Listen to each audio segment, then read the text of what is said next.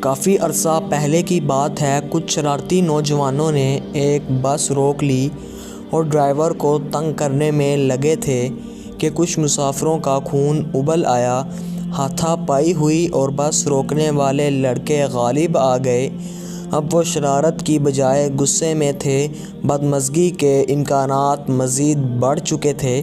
ابھی وہ طیش میں آنے والے مسافروں کو سزا دینے کا سوچ ہی رہے تھے کہ ایک بزرگ خاتون آگے بڑھیں اور جوتا اتار کر شرارتی لڑکوں کی پٹائی شروع کر دی۔ سب لڑکے سر جھکا کر مار کھاتے رہے، کسی ایک نے بھی ایک نظر تک ان خاتون کی طرف نہ دیکھا۔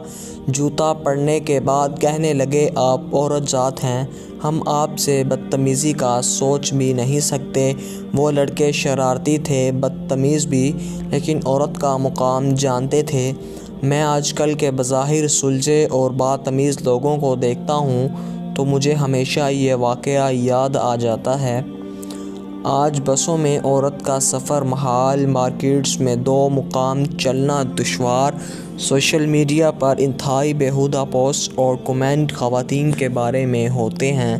کہاں گئی ہماری وہ تہذیب، وہ روایت جس میں ہم عورت کی عزت پر جان دیتے تھے، جس میں مرد عورت سے روبرو مقابلے کرنے کی بجائے اس سے رضاکارانہ طور پر ہارنے کو فتح جانتا تھا؟